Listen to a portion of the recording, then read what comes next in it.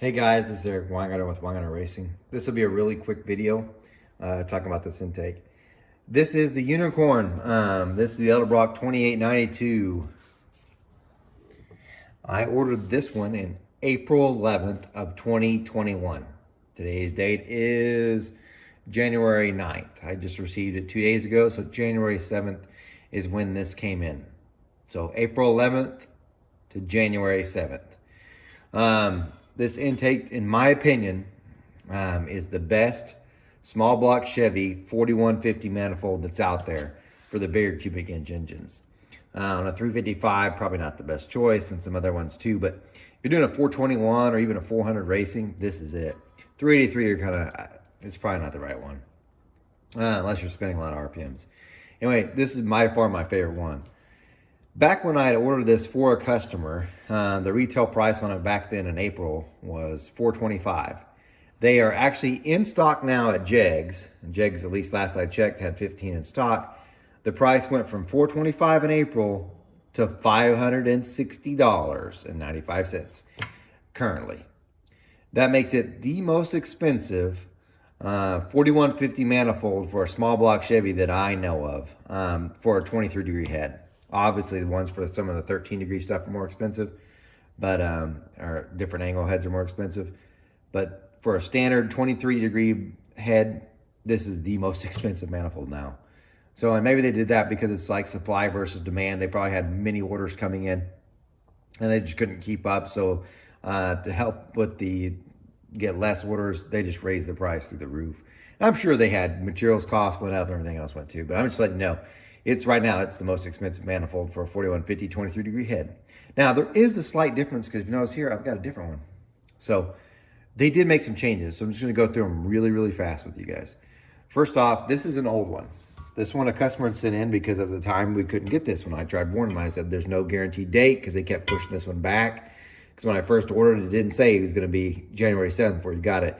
It said, oh, it'll be 2 weeks. And then that turned into a month. And then June, then turned into October, then it turned into November, then it turned into December, and then January. So I didn't have a official date.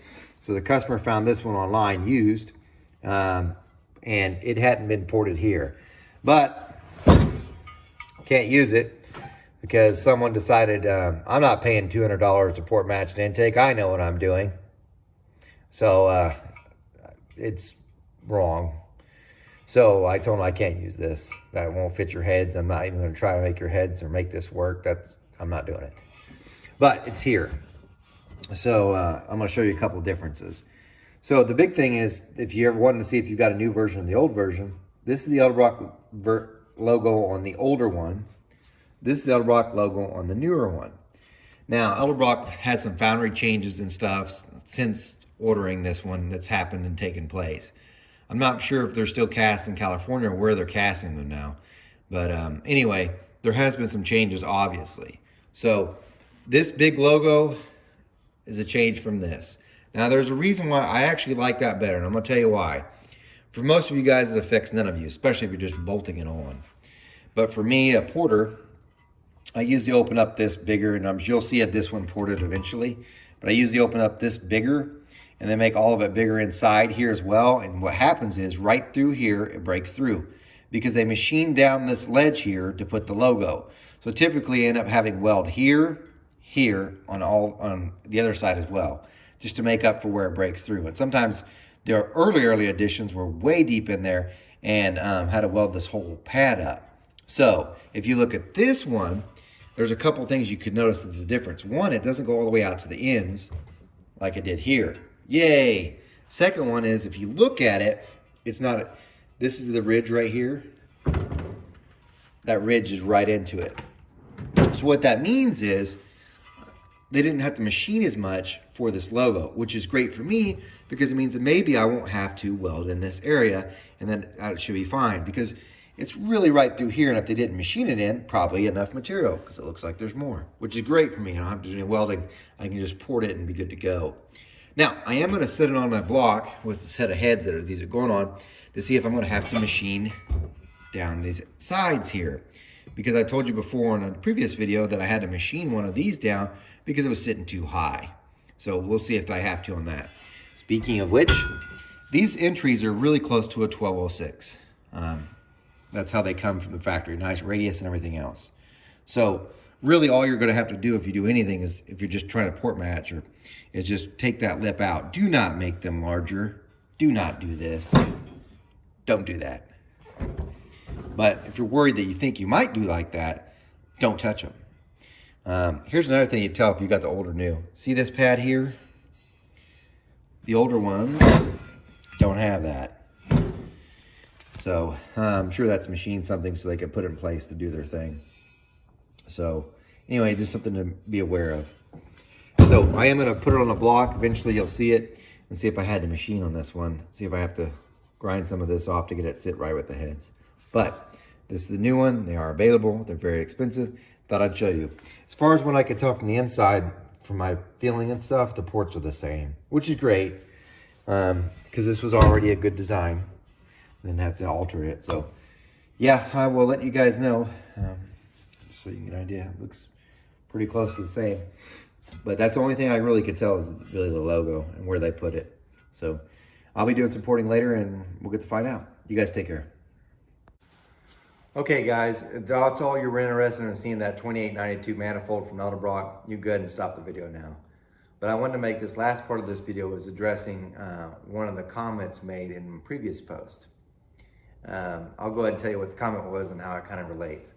So I was talking about, the previous video was a Mopar 440 head that I was saying it pains me that I have to pay someone to work on my own stuff because I don't have time. And I had said, thank God it's not summer and I don't have to mow the yard. And somebody had commented, why don't you get your wife to mow the yard? And I know they're just kidding, so don't take this as too serious, whoever wrote that comment. I didn't want to look back and see. And I know you're just kidding, but I've tried that. So what happened was, you see, is we were driving home together from somewhere, and 2 doors down, the neighbor wife was mowing the yard. And I had made the mistake of saying, man, that's great, she mows the yard. I wish she'd do that. You know how firecrackers make a little sizzle and then they go really big boom? My wife, she did a couple of things. She does the, and then the face. The only thing I thought was, oh shit. Anyway, I'm still waiting for that firecracker to go off, because she has a long fuse, and it's when you think, I'm cool, boom! And what I mean by this is, you guys might not know this, but I actually won the lottery. And not the lottery that you play Powerball stuff. I didn't win that one. I won the wife lottery. You see, I don't cook, I don't clean, I don't even do laundry. She takes care of all that. And it's not because I'm like, you need to do this.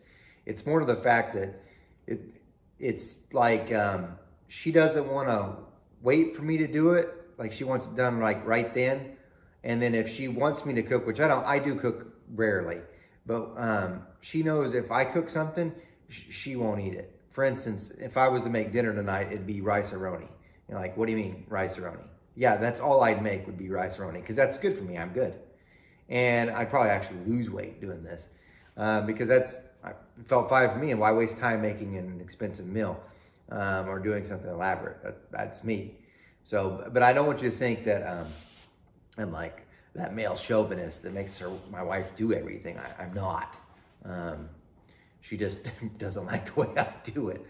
But anyway, so the point I'm trying to make though is, if I tell her to mow the yard, I might as well be delivering divorce papers, because I think that's probably the one she's definitely not getting over, because she does everything else.